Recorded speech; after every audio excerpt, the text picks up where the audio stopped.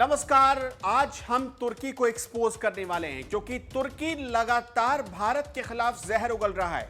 आपको पता है कि तुर्की के राष्ट्रपति रेचेप तैयप अर्दोगान ने फिर से भारत के खिलाफ कश्मीर राग छेड़ने की कोशिश की है और पाकिस्तान का समर्थन करने की कोशिश की है। दरअसल संयुक्त राष्ट्र महासभा की बैठक के दौरान एर्दोगान ने फिर से कश्मीर मुद्दा छेड़ दिया, लेकिन भारत कहां चुप बैठने वाला था। भारत ने भी पलटकर जवाब दिया और तुर्की को अपनी हद में रहने की बात कही।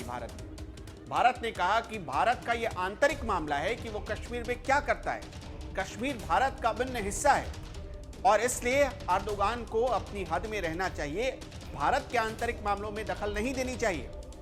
वैसे आपको यह भी बता दें कि अर्दोगान लगातार और अगस्त महीने में जब पाकिस्तान के राष्ट्रपति आरिफ अलवी और वहां के प्रधानमंत्री इमरान खान से जब उनकी बातचीत हो रही थी, तभी से वो कश्मीर राग अलाप रहे हैं। आपको पता है कि क्यों अर्दोगान चिढ़े रहते हैं भारत से। एक तो तुर्की मुस्लिम कंट्री है और दूसरा ये कि प्रधानमंत्री नरेंद्र मोदी जीतने के बाद यानी प्रधानमंत्री बनने के बाद तमाम देशों से बात करते हैं, तुर्की से बात नहीं करते, तुर्की नहीं जाते। इस वजह से तुर्की चिढ़ा हुआ है और तुर्की के राष्ट्रपति एर्दोगान कई मंच पर भारत के खिलाफ जो षड्यंत्र के बीज बोने की कोशिश करते रहे, हर बार वो इसमें फंस जाते हैं। इस बार वो चक्कर में पाकिस्तान के चक्कर में फंस गए हैं और पाकिस्तान के चक्कर में वो यूएन में बेइज्जत भी हो रहे हैं। यूएन में भारत के अधिकारी ने साफ कहा है कि जम्मू कश्मीर भारत का अभिन्न हिस्सा है, आंतरिक मामला है और भारत को जम्मू कश्मीर के बारे में फैसले लेने का पूरा अधिकार है। अर्दोगान को कोई हक नहीं है कि वो भारत के आंतरिक मामलों में दखल दे। यानी एक तरीके से संयुक्त राष्ट्र के उसी मंच पर भारत ने अपनी तस्वीर भी क्लियर कर दी और गलतफहमी भी दूर कर दी अर्दोगान के कि आप इस गफलत में मत रहिए कि कश्मीर बोलकर आप कश्मीर के खिलाफ कोई षड्यंत्र कर पाएंगे या वहां पर कुछ माहौल खराब कर पाएंगे। अर्दोगान ने और क्या कहा, आगे क्या कहा है मैं वो भी आपको समझाता हूँ।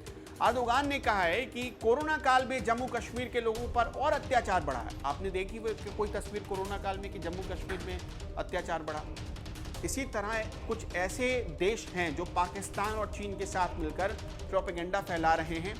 चीन के हाथों तो पूरी तरह तुर्की बिक चुका है, ये आपको ही पता है कैसे कर्ज का बोझ है चीन का तुर्की के ऊपर।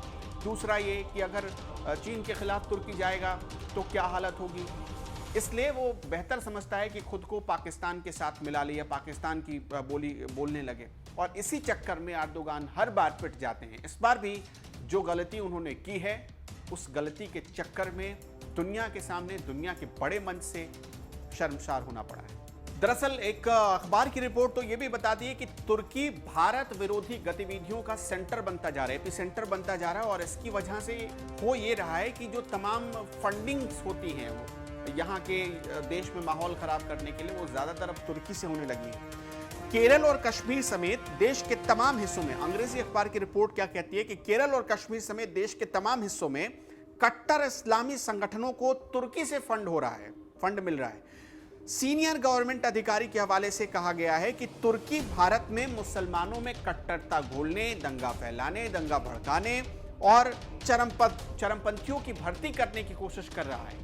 ये अंग्रेजी अखबार की रिपोर्ट है और एक अधिकारी के हवाले से ये रिपोर्ट छापी गई है। तो आप सोचिए कि कितनी बड़ी साजिश कर रहा है तुर्की भारत के खिलाफ, सिर्फ इसलिए कि भारत उसे कोई भाव नहीं देता, उसे कौड़ी के मोल नहीं समझता है। इसीलिए तुर्की अब अपनी वैल्यू बताने की कोशिश कर रहा है, लेकिन हर बार वो पिट जाता है।